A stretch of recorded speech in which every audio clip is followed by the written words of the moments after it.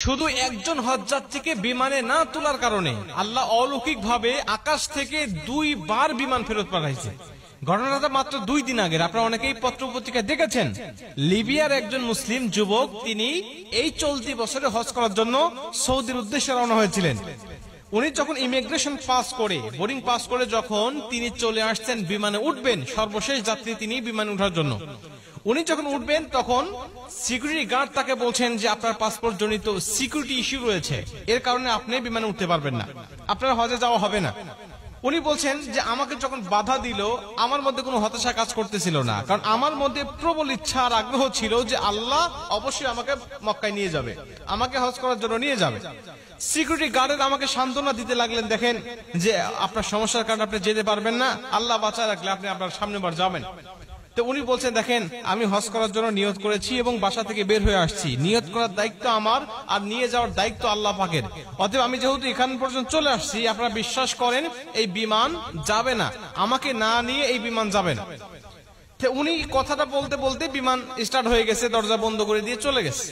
আকাশে যখন উড়ে চলে গেছে হঠাৎ বিমানের মধ্যে সমস্যা, যান্ত্রিক ত্রুটি। তখন বিমান আবার ব্যাক করছে। ব্যাক করার পরে তারা দরজা না খুলেই, পাইলট দরজা না খুলেই আবার এগুলো ঠিক করেছে। ঠিক করার পরে আবার বিমান উড়ে চলে গেছে। আবার যখন উড়ে চলে গেছে একই সমস্যা, বিমান তো অবাক, আমরা ঠিক করলাম, ভালো বিমান নিয়ে আকাশে উড়লাম, আবার ত্রুটি দেখা দিল, আবার গিয়ে ঠিক করলাম, আবার চলে আসলাম, আবার একই সমস্যা দেখা দিল। উনি বলছেন আমি দ্বিতীয়বার আল্লাহর কসম করে বলছি যে আল্লাহর কসম ওই আমের আল মাহদি যতক্ষণ পর্যন্ত আমার বিমানে না উঠবে ততক্ষণ পর্যন্ত আমি বিমান আকাশে উড়াবো না।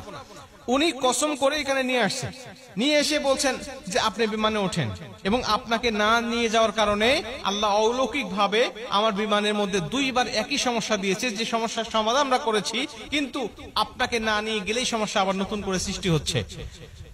আমের আল মাহদি বলছে দেখেন আল্লাহ পাকের কাছে আমি নিয়ত করেছি, আমি হালাল টাকা দিয়ে আমি হজ করার জন্য নিয়ত করেছি, আমার পাসপোর্ট জনিত ইস্যু যেটা আপনার সমস্যার কথা বলছেন এটা আসলে সমস্যা নয়, তারপরে যদি আপনার সমস্যা ধরেছেন আপনারা আমাকে না নিয়ে গেলে বিমান যাবে না, বা আমাকে না নিয়ে আপনারা যাবেন না, এই বিশ্বাস আমার মধ্যে আছে, এজন্য আমি কথাটা বলেছি। সবাই তাকে তো আগ্রহ করে ধরলেন এবং সবাই তাকে বিভিন্নভাবে সংবর্ধনা এবং সম্মানিত করতে লাগলেন। এখান থেকে পরিষ্কার ভাবে বক্তব্য বোঝা যায় যে আল্লাহ পাকের কাছে যখন কোনো ব্যক্তি খাঁটি দিলে নিয়ত করে, আল্লাহ পাক তখন সেই নিয়তটা পূর্ণ করে, এটা আল্লাহ পাকের দায়িত্ব। বান্দার চেষ্টা যখন শেষ, আল্লাহ পাকের সাহায্য তখন থেকে তার শুরু হয়ে যায়। বান্দা ইচ্ছা করলেই বিমানটাকে আটকে রাখতে পারবে না, কারণ এটা দেশের নিয়ম, দেশের আইন, সে ইচ্ছা করলেই এককভাবে সেটাকে পরিবর্তন করতে পারবে না। এর জন্য আল্লাহ পাক অলৌকিক ভাবে বিমানটাকে বারবার সমস্যার মধ্যে ফেলিয়ে পাইলটকে শিক্ষা দিতে